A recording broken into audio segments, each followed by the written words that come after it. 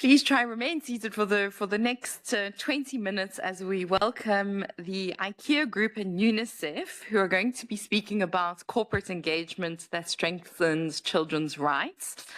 And our colleagues from Meta, who are going to be speaking about open source tools and new releases that they have for the human rights system.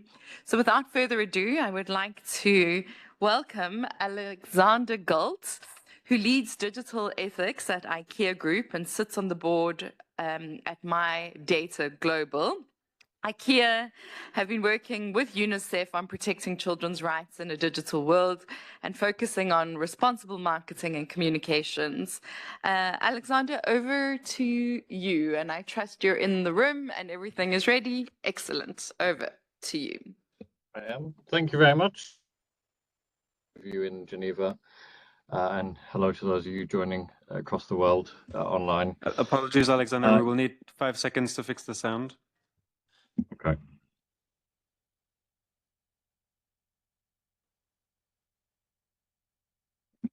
Okay, you should be good to go. Testing. All good? Yes, you're good to go. Thank you. Thank you. Good morning to those of you in Geneva, and hello to those of you across the world joining online. It's a great pleasure to be with you today to celebrate Human Rights Day, although it's yesterday, to join at this conference at RightsX. I'm Alex, as you said. I work for IKEA or Inter-IKEA Group, and hopefully you know IKEA, but if not, it's where you can go and get affordable and sustainable home furnishing products and enjoy some plantables while you're there. And I work in a very meaningful and challenging role to lead the integration of digital ethics throughout the business activities, the value chain of IKEA, and the communities that we operate. So me and my team work across many of the topics you've been discussing at this conference, from responsible AI, digital accessibility, data rights, and how we use all forms of digital technologies to empower our co-workers across the world for sustainable development. For over 80 years, IKEA has been a values-led company, pursuing the vision to create a better everyday life for the many people. And as we all know, people's lives are now intertwined with digital technologies. So it's our continued responsibility to respect human rights while we operate in our digitalized world. And how we do business is guided by many of the instruments and declarations set out by the UN, from the International Bill of Human Rights through to more recent instruments like the Global Digital Compact. We know that respecting rights and ultimately creating a positive impact in society is not done by us alone. So that's why recently we proudly announced the extension of our partnership with UNICEF, and that's where we work continuously together to make the digital world better for children. So Josie from UNICEF and the Child Rights and Business team is there in the room with you. If you could give a wave, Josie. There you are. I can see a very small person on the screen. So at IKEA, we believe that children are the most important people in the world. And we've made a commitment to integrate children's rights into everything we do across all IKEA organizations. And children make up around 1/3 of global internet users, but much of the digital world has not been designed with them in mind. And online, children are exposed to harmful content, privacy violations, manipulative design, and commercial exploitation. And child safety online is the biggest concern for many parents across the world. We want to be part of the solution and to take responsibility to ensure that they don't come to harm because of any direct or indirect contact with the IKEA business. So that means consciously considering the right decisions and choices for all forms of marketing and communication. And previously we looked at this from different dimensions.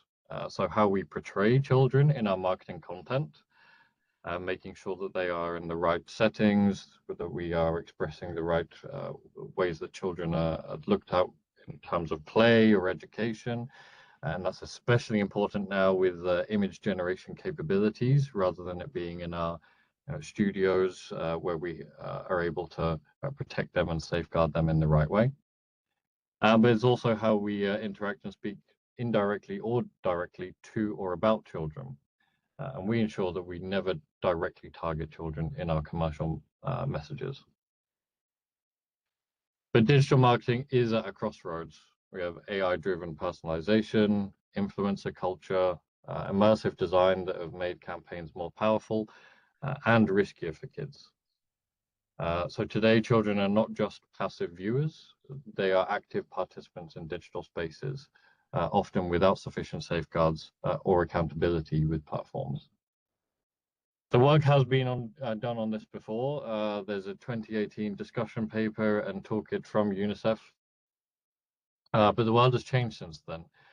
So the past 2 years of partnership with UNICEF have been looking at updating this research and the toolkit.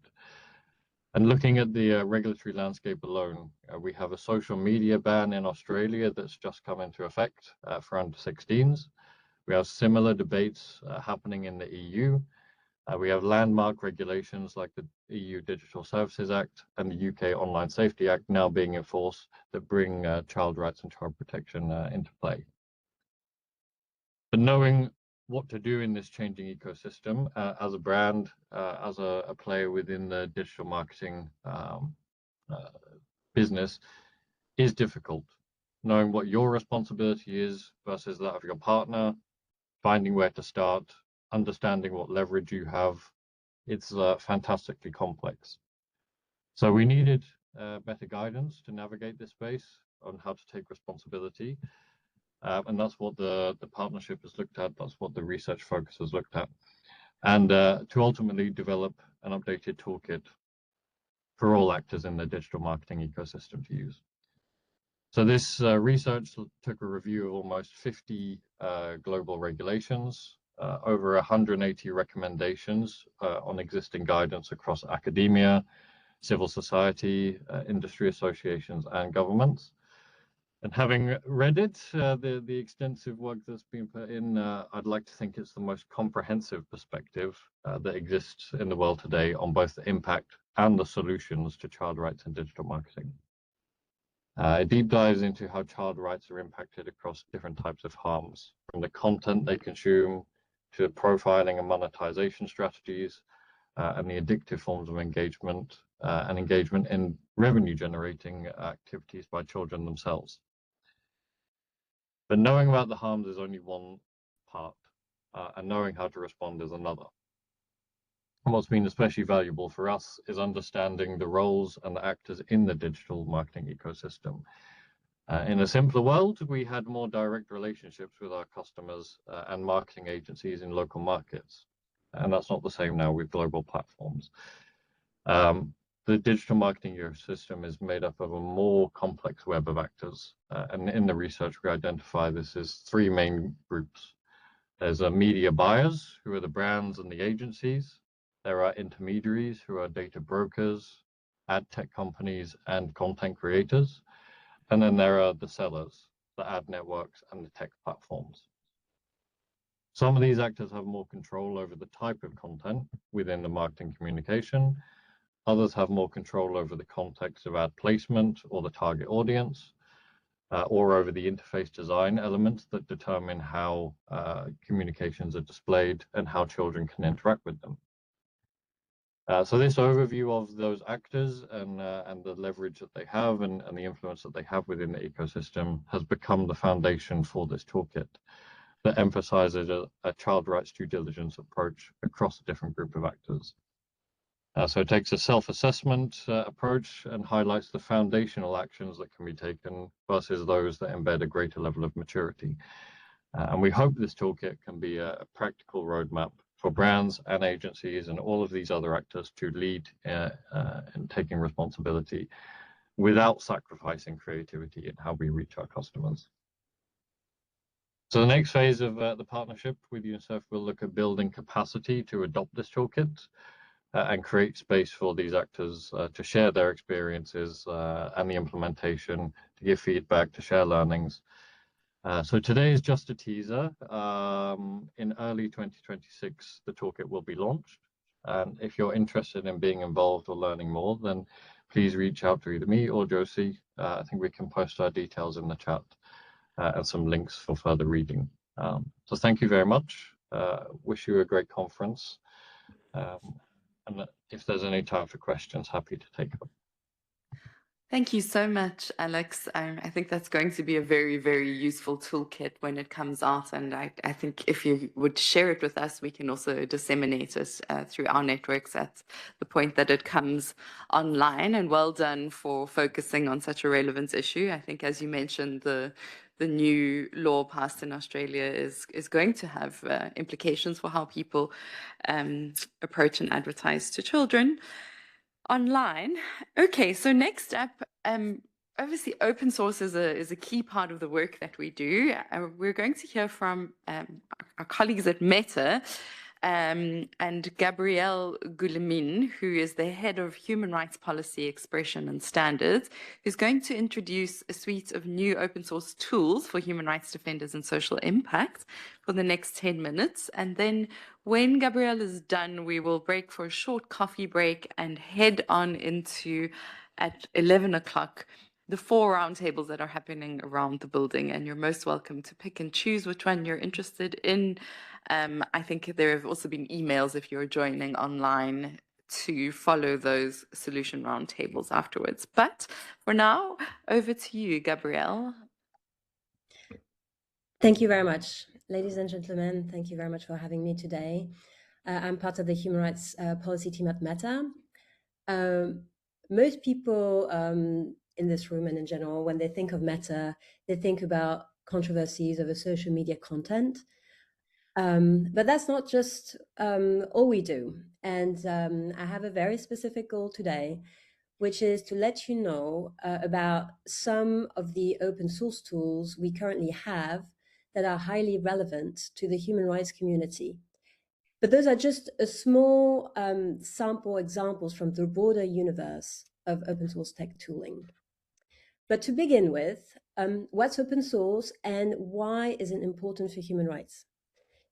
We believe that open source AI is an important part of ensuring everyone can benefit from AI advances. And so you might be surprised to know that Meta's Research Labs FAIR has released thousands of open source tools in recent years. And we've also released open source large language models. And so you may wonder, how's that relevant to the human rights movement? Open source AI models are inherently more resilient to censorship because they can just be downloaded and run offline. They can make it easier for developers to build smaller, more efficient models that can lower barriers for traditionally underserved communities. They can also better enable adaptation and fine-tuning to reflect local context and nuance. And they can support critical research into AI safeguards and security. But what does that mean in practice? Open source means they're free, available, and can be downloaded from GitHub and other locations. It may mean that you need to work with developers as partners to harness their power and customize them to your needs for your organization. But we'd like to excite your imagination and think about some of the ways in which this community and other defenders can use them. Now, everyone's talking about AI and AI models. Most of them can be quite costly. Many are really good also, but do you know about our open source models? In 2024, we released our Open Llama 3 and further variations on it, and launched our Meta AI Assistant. And in 2025, we released our Llama 4 family. And generally, what they do is help provide multilingual support in a variety of languages, Arabic, English, French, but also Hindi, Indonesian, Tagalog, Thai, Vietnamese, and others. And they're generally open source globally with some regional exceptions. We've also open sourced some key trust and safety tools that can be customized and used together or independently by developers to implement protections against abuse. We've also provided detailed guidance for how to deploy responsibly foundation models and safety systems. Now, after all of this, what are some good use cases for Llama? We have a program, the Llama Impact Grants Program, that was launched in 2023 and has continued on. And it's paired also with our Llama Impact Innovation Awards. And what it does is it seeks to empower and highlight the positive social impact use cases of our open models. So just to give you a couple of examples, in 2024, developers leveraged Llama to build the VAX Llama models. It's a chatbot service designed to provide accurate information on vaccination intended for adoption by healthcare providers globally. It's in 2025, one of the recipients of our grants in the sub-Saharan region was Fundamate. They developed a multilingual study tool. So for 4 million resource-limited students across Africa, it was for them to use the chat interface on WhatsApp and Facebook Messenger for exam prep and school prep. And in LATAM, Blue Eye, a Mexico organization, an organization based in Mexico, was building in partnership with Lex University a mobile app to improve hurricane preparedness and response. These are just some of the examples of positive use cases. But now there's more.